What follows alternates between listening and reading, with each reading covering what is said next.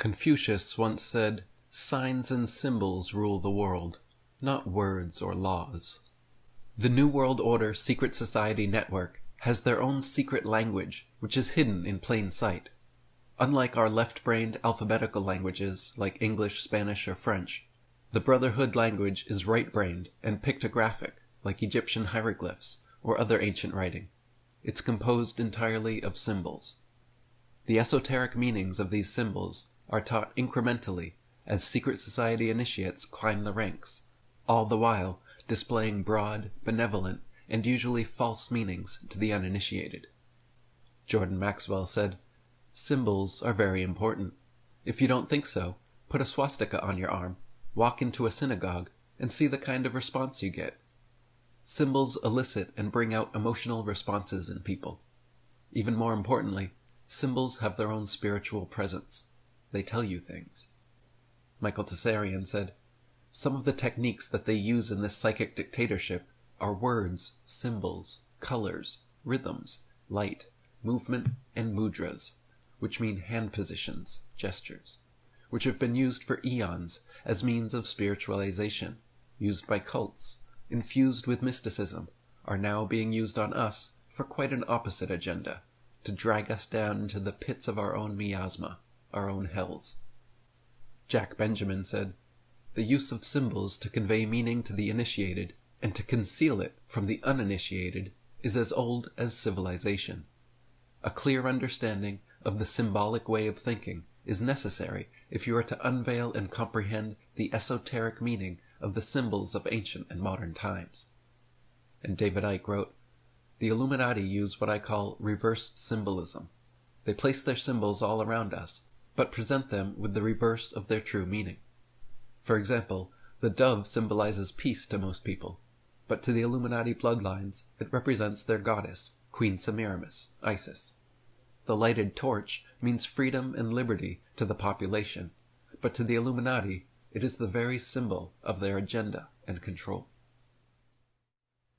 Did you know the Statue of Liberty was given to America by French Freemasons?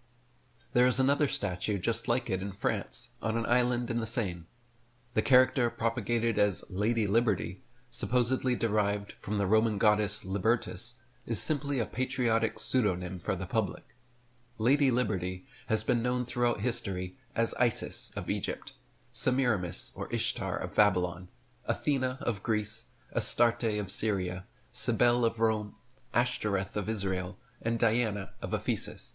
She is the pagan mother goddess of the Brotherhood, nearly always depicted dressed in robe, wearing a crown of thorns, and carrying the torch of illumination. She is symbolic of both the moon and dog star Sirius, which is why the English word for God is simply dog backwards. The dog days of summer was coined after Sirius, and was believed to be an evil time. J. Brady, in Clavis Calendarium, says the dog days were known as a time when the seas boiled, wine turned sour, dogs grew mad, and all creatures became languid, causing to man burning fevers, hysterics, and frenzies. This hot time was associated with hot-headedness. This is why you're serious, S-I-R-I-U-S, when you're serious. This is also the occult origin of the all-American hot dog. July 4th, America's Independence Day, just happens to be the second of Sirius's Dog Days, an important date to the pre-Masonic Knights Templar.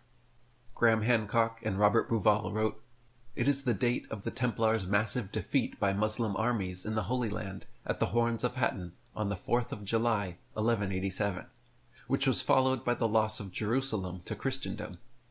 There could therefore hardly be a more evocative Templar or Solomonic date than the 4th of July, evocative, that is, of the aspiration to build Solomon's Temple in Jerusalem.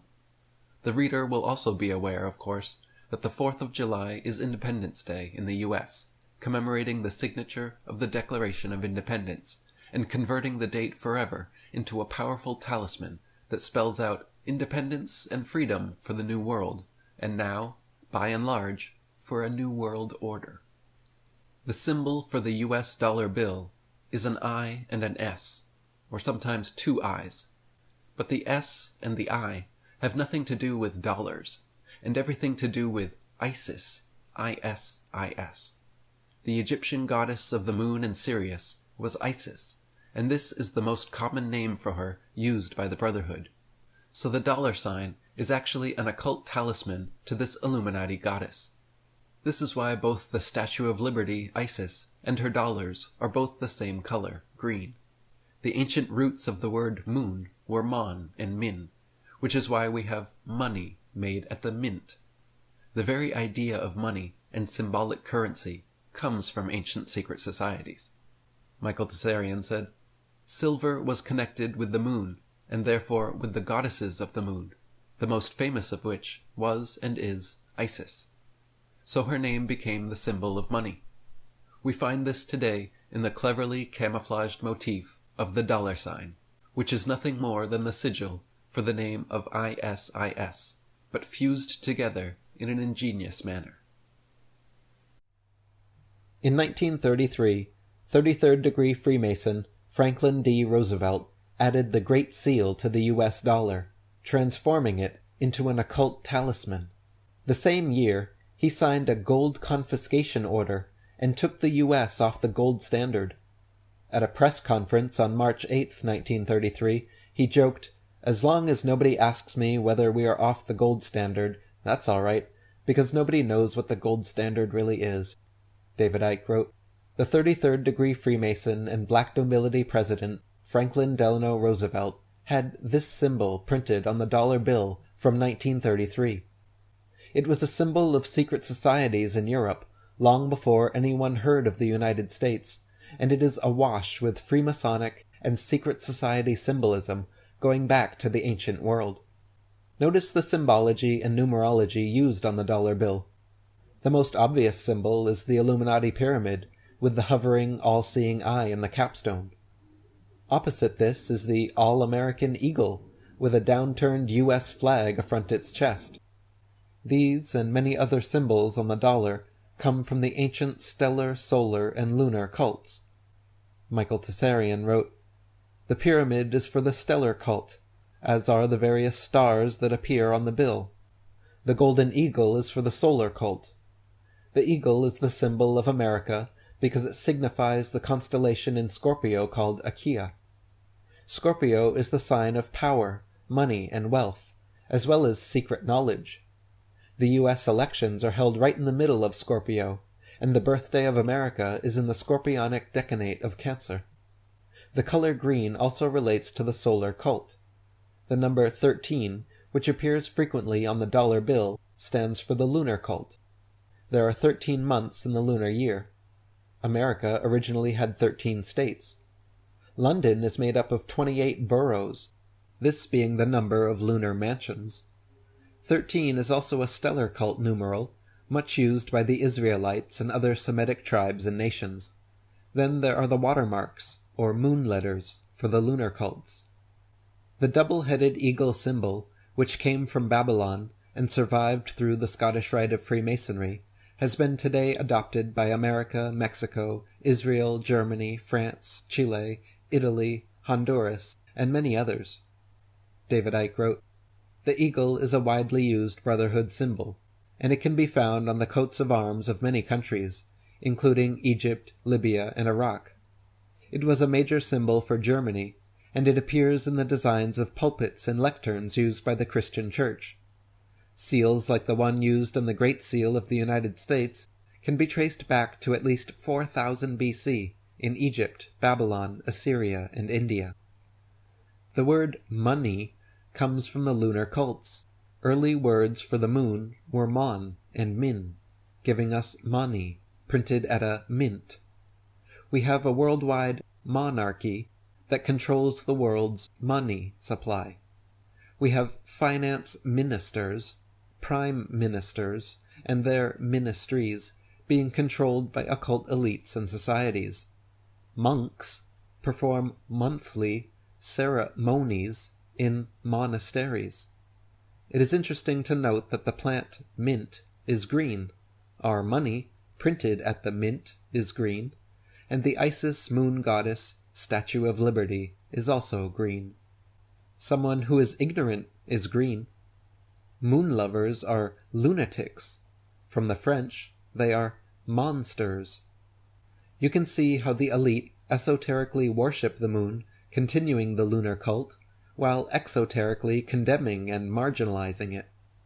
Jordan Maxwell wrote, "You will see beneath the pyramid 1776 spelled out in Roman numerals, plus the words Annuit Coeptis, and is translated as Annuit our enterprise. Coeptis is translated to mean crowned with success, or is crowned with success. Therefore, Annuit Coeptis is our enterprise, which is now a success." Then, in order to find out what enterprise was a success, read on the $1 bill at the bottom of the pyramid, Novus Ordo Seclorum, which translates as the New Order of the World, the New World Order. The Latin translation of Annuit Coeptis Novus Ordo Seclorum is, "Our New World Order is crowned with success." The other Latin phrase, E pluribus unum, means one out of many, order out of chaos, the Hegelian dialectic, the problem-reaction-solution paradigm used by the elites to drive world events, opinions, and policies. There are 13 letters in Annuit Coeptis, and 13 letters in E pluribus unum. The dollar encodes the number 13 repeatedly. There are 13 stars above the eagle's head, 13 steps on the pyramid, 13 vertical bars on the shield, 13 horizontal stripes at the top of the shield, 13 leaves on the olive branch, 13 arrows, 13 fruits, and 13 numbers. If you draw a 6-sided Star of David hexagram around the pyramid on the back of the dollar, 5 of the 6 corners will point to letters ASMON, or when you rearrange them, MASON. Jordan Maxwell wrote, "You will find on the dollar bill the eagle, which comes from the ancient concept of the phoenix, and has 13 stars above it. The 13 stars are arranged in the configuration of the Star of David, or the hexagram. Most people think the 13 stars represent the original 13 colonies. In the first place, why did they have to have 13 colonies? Why couldn't they have 27, or 4, or 10? When one understands that the number 13 is a very important, profound Masonic number, and that many of the founding fathers of this country were Freemasons, as well as Rosicrucians, then you will follow this connecting thread of material to see what was actually being created. They knew what they were doing when they divided this country into 13 colonies. The number 13 is not an unlucky number for them. It's an unlucky number for you." After President Kennedy's assassination in 1963, the Scottish Rite of Freemasonry erected an obelisk there at Dealey Plaza and topped it with a depiction of the Illuminati flame. On his grave in Arlington Cemetery, they lit an eternal flame, which still burns to this day. Over the Pont de l'Alma tunnel in Paris, where Princess Diana was killed after crashing into the 13th pillar, the Illuminati erected a huge golden torch and flame sitting atop a black pentagram. On the island where Diana lies buried was placed yet another depiction of the Illuminati flame. David Icke said, "The Brotherhood is telling us that they killed Kennedy and Diana, but unless you understand their symbolic language, you don't know." At Ground Zero of the World Trade Center, shortly after 9/11, they lit another eternal flame for the victims. Overlooking the fallen World Trade Center buildings in New York Harbor stands the Freemasonic Statue of Liberty, also holding up the Illuminati torch. Another few blocks away, in Rockefeller Center, the Rockefellers erected a huge golden statue of Prometheus carrying the lighted torch. This Illuminati symbol is found on the dime, the DIA seal, Indiana's seal, the symbol of the Olympic Games, CBN, the National Front, the Better Business Bureau, and many other places where the Brotherhood's fingers have delved. Jordan Maxwell wrote, "The torch, of course, the Olympic torch, is the torch of Prometheus, the god who stole fire for the service of man." And again, as we said, in New York, in front of Rockefeller Plaza, you will see the statue of Prometheus holding in his hand a flame, the torch, the fire of revolution. The dime, of course, inscripted on the back, you will find the torch of illumination. It's still there today. The Statue of Liberty has the torch. Of course, on all universities and colleges, we find in their symbols and emblems that they have the torches, symbolically standing for illumination of the Illuminati. As a matter of fact, when you are a graduate from a university, you become an alumni, which is taken from, obviously, Illuminati, emphasizing that you become illuminated when you go to a university. The torch is also used in the Amoco oil logo. It is found many, many places.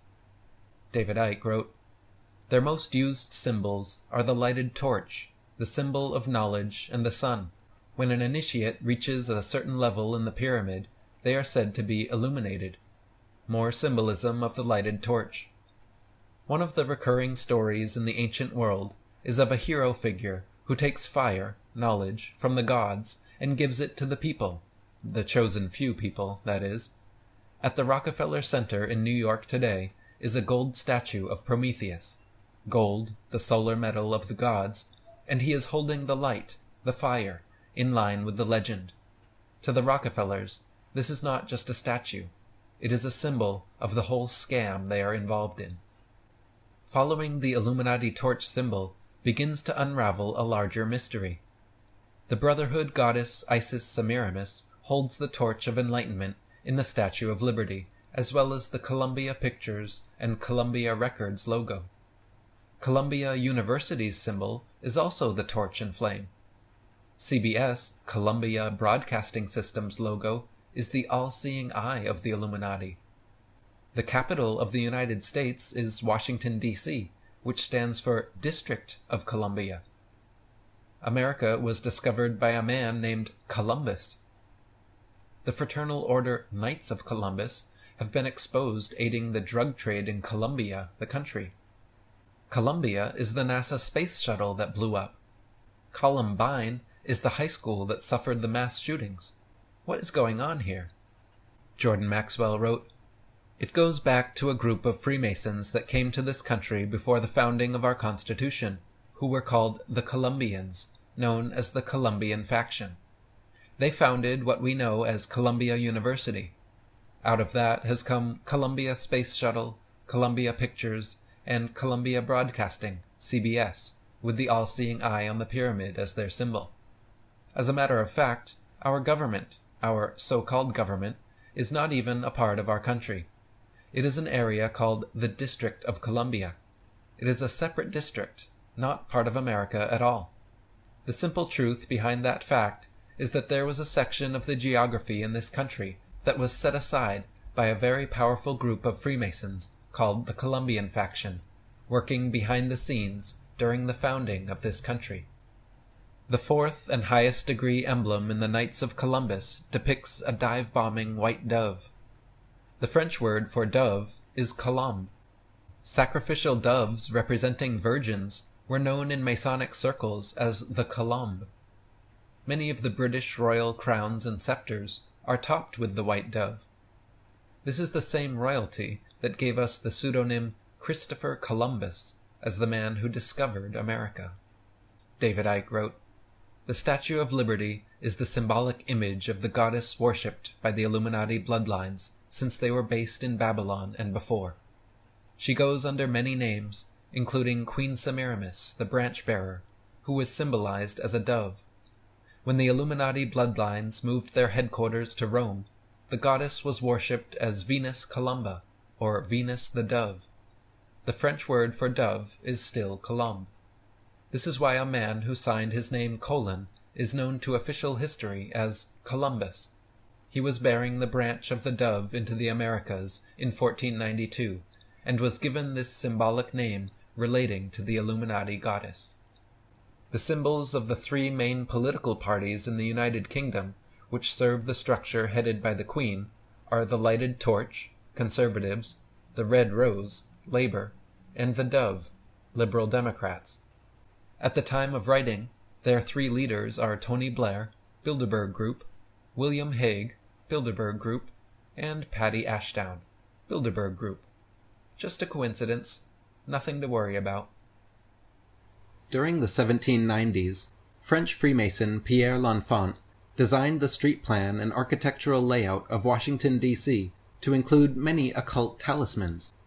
If you see D.C. from an aerial view, you may be shocked to find things like an iron cross, the Star of David, an upside-down pentagram pointing to the White House, and even a pyramid with a huge owl sitting atop the Capitol building. The Egyptian hieroglyph for the Illuminati goddess Isis Sirius is a star, an oval, and an obelisk, all drawn together. In Washington, D.C., there just happens to be the Washington Monument obelisk, the Oval Office, and a pentagram encoded in the streets and architecture. David Oveson wrote, "The Egyptian hierogram for the star Sirius consists of 3 shapes, a 5-pointed star, an oval, and an obelisk. Amazingly, this is just what we find in stone in Washington, D.C. The entire city is dedicated astromantically to the star Sirius and its occult deities. Astrology is good enough for the ruling plutocrats, it seems. Pity that when the ordinary person seeks to use the divination arts for their own personal physical and spiritual empowerment, they are considered freaks and devil worshippers." As J.P. Morgan said, "Millionaires do not use astrology, billionaires do." In Washington, D.C., we have the phallic monument facing the female Oval Office, plus the Pentagon and L'Enfant's pentagrams. In Paris, we find Cleopatra's Needle, another obelisk, in front of the Notre Dame Virgin Mary's Cathedral. The Vatican has another masculine obelisk surrounded by a feminine circular building structure. In London, New York, and many other places, you will find the same. The Brotherhood has placed their sexual architecture at key geomantic points all over the earth. David Icke wrote, "The obelisk and the dome are common sights in the monuments and buildings of the Brotherhood. The obelisk is an ancient phallic symbol of the male energy and solar energy, and the dome represents the female or moon energy. Often they are placed close together. This is the symbolism of the Oval Office, the womb female, in the White House, which looks out on the Washington Monument, the vast stone obelisk, phallic, male. These symbols attract and generate the energy they represent. They are a physical thought form. The obelisk also symbolizes the phallus of the Egyptian sun god Osiris. According to legend, after Osiris had been sliced into pieces by his rival Set, the queen Isis found all the pieces except his willy. An obelisk, claimed to come from Alexandria in Egypt, stands in Central Park, New York, and its twin was erected in the 19th century during the reign of Queen Victoria on the former Templar lands alongside the River Thames, not far from the Houses of Parliament. It is known as Cleopatra's Needle, and originally stood in Heliopolis, the Egyptian city of the sun, from at least 1500 BC, before it was moved to Alexandria. A sphinx has been placed on either side at its London location. Another Egyptian obelisk, which was built in Luxor 3,200 years ago, now stands in the Place de Concorde in Paris, less than a minute's drive from the scene of Diana's crash.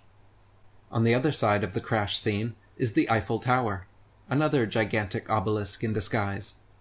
The Washington Monument in Washington, D.C. is a colossal obelisk. The dome, from a Greek word meaning place of the gods, draws in and harnesses energy, as does the pyramid. They also keep the secrets of ancient ley lines and continue building along them. For instance, the cities of Boston, New York, Philadelphia, Baltimore, and Washington, D.C. are all on a perfect diagonal that continues down to Teotihuacan and all the way up to Stonehenge, Troy, and Baalbek. London to Giza and Paris to Dendera are almost equidistant parallel lines as well. This geomantic knowledge was understood and kept hidden by ancient builders and masons, and remains that way today. David Icke wrote, "Has anyone ever asked themselves why a war memorial nearly always has to be an obelisk? And why do you think the Washington Monument in the center of Washington, D.C. is a giant obelisk? Because obelisks, like all these symbols and geometrical shapes, generate the energy they represent. I remember climbing some stone steps inside a big obelisk near Hebden Bridge in England, and feeling enormous male sexual energy all around me. I wondered what on earth was happening, until I remembered where I was. Inside a male phallus, in effect. What a symbol is built to represent is the energy it will generate, because symbols are a physical manifestation of the thoughts which create them. These guys don't put their symbols everywhere just for fun. They do it because it helps to resonate the energy field to the vibrational frequency they want. In turn, this affects the thoughts and feelings of the people. The Masons are very familiar with astrology, astronomy, and astrotheology. They align all important commemorations, dedications, declarations, groundbreakings, grand openings, and other events to coincide with astrological phenomena. David Oveson wrote, "The extraordinary truth is that the very existence of the Washington Monument is intimately linked with the Egyptian star Sirius, the Sihor, which the ancients represented in their sacred hieroglyphics as an obelisk as well as a star. How is it possible that this most important star of the ancient world should find itself, as it were, resurrected in the architecture of the United States? In the course of that day, when the cornerstone of the Washington Monument was laid, the sun would have passed over Sirius. Computations clearly show that on the day the Declaration of Independence was agreed in Philadelphia, the sun was on Sirius. The Mason who first signed the Declaration of Independence would have been aware of the particular significance of July 4th as a cosmic event. The day was the second in the so-called Dog Days, which begin on July 3rd. The Dog Days are so called because they refer to the rising of the star Sirius. In the years following the Revolution, the Masonic fraternities held ceremonial layings for such new enterprises as bridges, locks, universities, government buildings, state houses, memorials, and even churches. Such buildings were aligned with the stars, and with the spiritual beings who ruled the stars. Although a survey of the foundation charts used in the early phase of the building of Washington, D.C. reveals the importance of astrology, and, indeed, confirms beyond doubt that astrology played an important role in the early Masonic rites, the rationale of astrology was rarely discussed openly, even in Masonic documents. Knowledge of the stars, insofar as they were understood in Masonic circles, was preserved as secrets best left to those with specialist knowledge of such things. August 7th, 1880, at precisely 10:59 a.m., the cornerstone of the Washington Monument obelisk was laid just as the sun passed over Sirius. The day the foundation stone for the White House was laid, around noon, the moon entered the same 23rd degree of Virgo as the Dragon's Head node. On the morning of September 18th, 1793, the sun was also passing through this degree of Virgo when the Capitol building was founded. When the Library of Congress was founded, the sun and Saturn were in conjunction in Virgo. And when the Scottish Rite Freemason House of the Temple cornerstone was laid on October 18th, 1911, the moon and Venus were in conjunction in Virgo. The White House, Capitol building, and Washington Monument form the Federal Triangle, which mirrors on the ground Arcturus, Spica, and Regulus in the sky, 3 stars that bracket Virgo. In Washington, D.C., there are 22 full zodiacs secreted into the architecture, most of them highlighting Virgo. This is the highest concentration of zodiacal art and symbology in the world, compared with only 4 in London, for example. David Oveson wrote, "The chances of the correspondence being mere coincidence are so remote that we must assume that whoever was directing the planning of Washington, D.C., not only had a considerable knowledge of astrology, but had a vested interest in emphasizing the role of the sign Virgo. Time and time again, we shall see that a knowledge of the stars played an important part in every stage of the creative phases in the construction of the city. On evenings from August 10th to the 15th, as the sun sets over Pennsylvania Avenue, the constellation Virgo appears in the sky above the White House and the Federal Triangle. At that same moment, the setting sun appears precisely above the apex of a stone pyramid in the old post office tower, which is just wide enough to occlude the solar disk. According to the 19th century Freemason Ross Parsons, the Assumption of the Virgin Mary is fixed on the 15th of August because at that time the sun is so entirely in the constellation of Virgo that the stars of which it is composed are rendered invisible in the bright effulgency of his rays. John Coleman wrote, "Man has always felt the need to dominate, and nowhere and at no time is the desire more prevalent than in this modern era. If it were not so, why all the need for secret societies? If we are ruled by an open system, run by democratically elected officials, why the need for a secret Masonic order in every village, town, and city across the United States? How is it that Freemasonry can operate so openly and yet keeps its secrets so well hidden?" First, you pay out your tuition to get into university, where they strip you of your intuition and give you an indoctrination. Then you receive a Master's Masonic degree while wearing a Masonic mortarboard cap and Cult of Saturn black robes to become an alumni or illumini. Graduation means to increment or retard progress. As Jordan Maxwell says, the true meaning of graduation is gradual indoctrination. Indeed, stick a bunch of 5-year-olds in a room full of 5-year-olds for a year, then a bunch of 6-year-olds with 6-year-olds and so on for 20 years until you're so indoctrinated they give you a doctorate. Michael Tessarian wrote, "The syllables are ma for measure and store for star, measurer of the stars, namely an astrologer. Children are still given a star today for successful application to their studies. When we matriculate from university, we are given a master's degree. This is purely Sabian. Degrees are part of the cycle of the zodiac. One was given a degree to show that they, like the sun they were progeny of, had ascended to an exalted place. Once you had mastered the stars, you were then, quite literally, a master." Jordan Maxwell wrote, "When you graduate from high school, you come out processionally with a black robe, which is black for Saffron, the god of the Hebrews, requiring that you wear the square mortarboard on top of your head. The square mortarboards are, of course, used by the Freemasons for their plaster. So that is why you wear a square mortarboard when you graduate, ultimately becoming an alumni. It all has to do with Freemasonry. It all has to do with the control of education in this country." Judges and Roman Catholic priests also traditionally wear and wore black robes. Judges have a Masonic hammer or gavel which they hit to declare the word of law. The idea of law comes from the biblical 10 stone commandments, and so it is said that you break the law. Judges always sit on a 3-tier high platform representing the first 3 blue degrees of Freemasonry. The same tri-tier platform is found at Congress, and the altar in most Catholic and Protestant churches is 3 tiers high. That's also why you get or give someone the 3rd degree, related to the 3rd degree of Masonry, where the initiate is asked a series of probing questions he must answer correctly in order to become a Master Mason.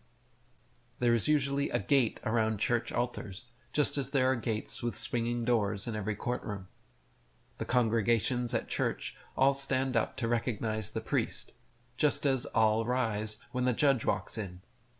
Then the judge takes a recess, because he's in court, playing a game of tennis commandments, with lawyers who play the dialectic protagonist-antagonist game, bouncing the advantage into each other's court. In the courtroom, witnesses must place their hand on the Old and New Testament before giving their testimony, just as a priest's sermon is often called testimony. Also notice mon from moon in testimony and sermon. As a witness swears in, one hand is placed on the Bible, while the other is held up. In church, when parishioners feel the Holy Spirit, often during song, they will hold one or both hands up to praise the Lord. Jordan Maxwell said, "Then when you get further into Saturn, you begin to understand that his color is black, that he was a god of one of the many different Semitic tribes or groups, and one of his symbols was a square. Then you get into the square black mortarboard that the university or high school students wear when they graduate. It is a square on his head, and it's usually black, the color of Saturn, one of the ancient Hebrew gods. This is the same black used on the robe the judge wears when he's going to throw you in jail, because the black represents Saturn. Saturn is the old Semitic god. That is why churches and courtrooms look the same today, because when you go into churches, you sit out here with the poor folks in the chairs, out here in the pews, but you cannot go up into the lifted higher elevation. You can't go inside the gate. You can't go inside the little doors. Only the priest can go inside there and officiate for you. You stay on the outside with the poor folks. The altar is always raised at least 3 tiers, because in Egypt that was the way it was always done. The altar was always raised so the people could see the representative of God dressed in black. The priest comes out on the altar dressed in black, and he is officiating for you. He is the mediator between you and God. That is the same thing that happens in the courtroom. You walk in and you are part of the poor folks sitting out here in the audience. And here is the fence, or gate, that separates you. The attorneys can go inside the gate, and they are your mouthpiece, to go talk to God for you, and see if they can get you off. And the lawyers will be the mediator between God, or the judge who judges you, and man. That is where all this comes from in our society today. Sheriff, in the ancient Egyptian, was a lawgiver, and his badge was always a 6-pointed star, which is another symbol of Saturn. U.S. sheriffs in the Wild West, up to today, still wear the 6-pointed star. It is interesting that Saturn's symbol is the 6-pointed star. Saturn is the 6th planet from the Sun. Saturn Day is the 6th day of the week. And now NASA is receiving images of the Saturn hexagram, 6-sided atmospheric formation at Saturn's poles. The 6th chakra of the human energy system is the 3rd eye, pineal gland. 6 3 times is 666. When your 3rd eye chakra opens, you develop your 6th sense of intuition and spirituality. From a consciousness perspective, the 6th sense, your intuitions and hunches, are messengers of God, your guardian angels. Isn't it interesting that angels have halos and rings around their heads, and Saturn is the only planet with a halo or ring around it? Jordan Maxwell wrote, "That is why today when you get married before God, and the symbol of that God is the ring that is put on each other's fingers, the ring of Saturn. In the marriage phases, one also begins to see what that has to do with Saturn. So when you get married with a ring, and the symbol of that God is the ring of Saturn. You're wearing God's ring. And the yarmulke was the round ring that you wear on your head, for Saturn, your God.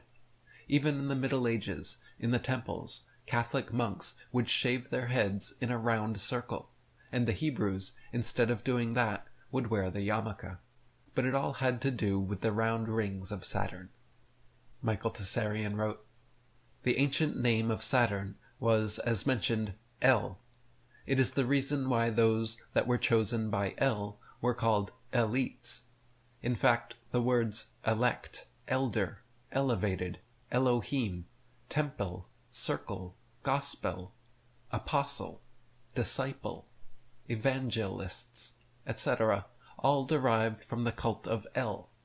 Angels are messengers of God, but God was El, which is why we have the names of the archangels bearing the El suffix: Raphael, Michael, Uriel, Gabriel, etc." Acharya S. wrote, "The plural term Elohim appears over 2,500 times in the Old Testament, but is falsely translated in most versions. This fact of plurality explains why in Genesis gods said, 'Let us make man in our image.'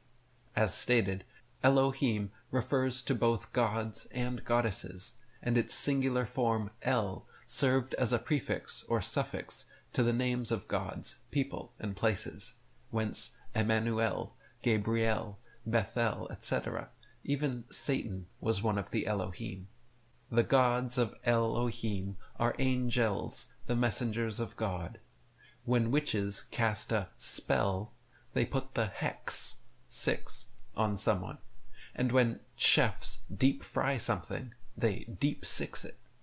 It is the elites who run the world today. Elite comes from the Israelite, which come from the Egyptian worship of the moon, Isis, the sun, Ra, and Saturn, Elohim, hence Israel. Jews and Muslims alike worship a huge black cube and box called Kaaba at Mecca. Their god, Yahweh, YHWH, is known as the Tetragrammaton, meaning their four-letter, four-sided God. The Kabbalah of Jewish mysticism and Masonry comes from Kaaba, Allah, or cube God, around which people gather and ceremonially walk in circles. Thus it can be said that they are circling the square. Masons are also constantly referring to circling the square and squaring the circle. For instance, this is why a boxing match is fought for rounds in the ring, but it is actually a four-sided square arena with corners. The Freemasonic G, geometry, God, symbol within a compass, and T-square symbolizes this as well. Just as people circle around their cube god Kaaba, so the Masons use a compass and square around their G god geometry. In Islamic tradition, the rock is where Muhammad ascended to heaven, accompanied by the angel Gabriel. The Dome of the Rock was built in the 600 AD era and was won back by the Israelites on 06-07-67, after the Six-Day War. The dome's outer walls measure 60, 6 times 10, feet wide, and 36, 6 times 6, feet high.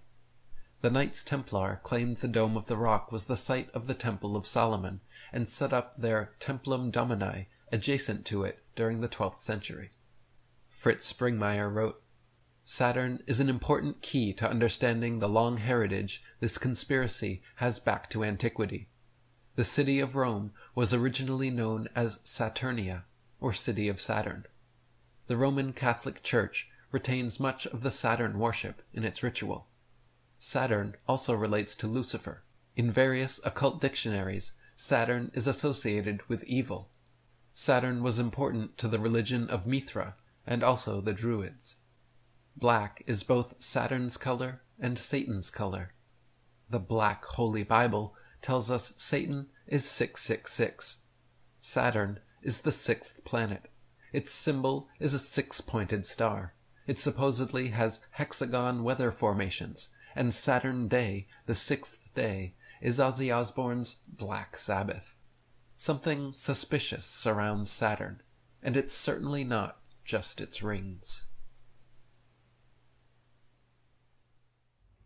England, Canada, Australia, and many other countries are led politically by prime ministers to the Queen. In fact, she is the official head of 123 Commonwealth countries. America, Russia, and other countries, however, have a president and vice president. Usually, corporations have presidents and vice presidents. What does this mean? The US presidents rule from the White House. The Russian presidents also rule from the White House. The Jesuits, a large force behind the Illuminati, have their own White House as well. England is ruled from Whitehall. Jordan Maxwell wrote, "The United States government is being ruled from the White House. The government of England is being ruled from what is called Whitehall. And Whitehall, like our White House, is the symbol of power, because the hall is like the Masonic Hall, the Lodge Hall, the Union Hall." Press Trivedi wrote, "For those who think America controls the roost, it would do well to consider that the Queen of England is still the official head of Commonwealth, 123 countries, and the official monarch of Australia and Canada, along with the United Kingdom. Add to that the fact that all Bush Sr. got for his 2 terms as President of USA is a mere knighthood of the British Empire." The original 13 colonies were actually called companies. Military units are also called companies. We sing patriotic songs like the Star-Spangled Banner, But a banner is a corporate advertisement, not a flag. You surrender with a white flag, no colors. When you get mad, you show your true colors. If you just won independence in a bloody revolution with Britain, would you choose the same 3 colors for your new US flag? Why does every heart ring true for the red, white, and blue? What about the gold-fringed flag used by the military, hung at all courts, schools, and government buildings? It all has to do with the British Maritime Admiralty Law of Flags. David Icke wrote, "This is also known as British Maritime Military Law, and this is why the American flag always has a gold fringe when displayed in the courts of the United States. You find the same in government buildings and federally funded schools. The gold fringe is a legal symbol indicating that the court is sitting under British maritime law and the Uniform Commercial Code. Military and merchant law, not common or constitutional law, under the Admiralty Law of Flags, the flag displayed gives notice of the law under which the ship, in this case the court, is regulated. Anyone entering that ship, court, accepts by doing so that they are submitting to the law indicated by that flag. Judges refuse to replace the flag with one without a fringe when asked by defendants who know the score, because that changes the law under which the court is sitting. If you appear in a court with a gold-fringed flag, your constitutional rights are suspended, and you are being tried under British maritime military merchant law. International Maritime Admiralty Law, the law of the high seas, began in Sumeria, was perfected in Rome, and continues to this day. Jordan Maxwell has explained that the way we trade commerce today is modeled after the Masons, Templar Knights' 1,000-year-old system. Notice how, regardless of whether you send a product by air, water, or land, you ship it. The ship pulls into its berth and ties to the dock. The captain has to provide the port authorities with a certificate of manifest, declaring the products he has bought. Through a legal loophole the royals have created, U.S. citizens are considered property of the Queen under British maritime law. Since we are born of our mother's water, from her birth canal, we are thereby a maritime product, a shipped commodity. Our mothers were delivering a product under maritime law, and that's why we are born in a delivery room. That's why the dock signs your birth certificate, your certificate of manifest. You're kept in the maternity ward. Why a ward? No other hospital areas are called wards. Prisons have wards and wardens. The judge sits on the bench for the bank. Banks are on both sides of a river. A river bank directs the flow of the current, C. The currency, the cash flow. The currency is deposited from bank to bank down the river. We're just consumers to advertise to, just human resources to be used up like batteries, and they are the social engineers molding us useless eaters into wage slavery. The United States Corporation came about just after the Civil War. The Act of 1871 was passed by Congress, creating a separate form of government for D.C., essentially turning it into a corporation. It was decided that employees would be called citizens. So when you say in a court or on paper that you are a citizen of the United States, you are not a free American, but an employee of U.S. Inc. When you get a fine, a ticket, a bill, or get sued, you must sign in all capital letters. When you die, your Masonic tombstone by law will have all capital letters to show their employee has died. The entity that is your name in all caps is your Maritime Admiralty Product Code. Upper and lowercase letters legally represents you, your body. The Uniform Commercial Code was approved by the American Bar Association, which is a franchise, a subordinate branch of the British legal system, and its hierarchy based in London's Temple Bar, named after the Illuminati Knights Templar secret society. The power that controls America is based in Britain and Europe, because that is where the power is located that owns the United States Corporation. By the way, if you think it is strange that a court on dry land could be administered under maritime law, look at U.S. Code Title 18b7. It says that admiralty jurisdiction is applicable in the following locations: 1. The high seas. 2. Any American ship. 3. Any lands reserved or acquired for the use of the United States and under the exclusive or concurrent jurisdiction thereof, or any place purchased or otherwise acquired by the United States by consent of the legislature of the state. In other words, mainland America. All this is founded on Roman law, because the Illuminati have been playing this game throughout the centuries wherever they have gone. The major politicians know that this is how things are, and so do the government administrators, judges, lawyers, and insider journalists. Those who realize what is happening and ask the court for the name of the true creditor or recipients of the fines imposed by the legal system are always refused this information by the judge. The true creditors in such cases, and the ultimate recipient of the fines, are the bankers, to which the corporation, country, is bankrupt. Lawyers, or barristers, have to take the Bar Association bar exam, just as alcoholics go to the bar, sugar junkies eat candy bars, and gamblers hope to get 3 bars on the slot machine. These all derive from the Templars' turn of the 13th century Temple Bar in England.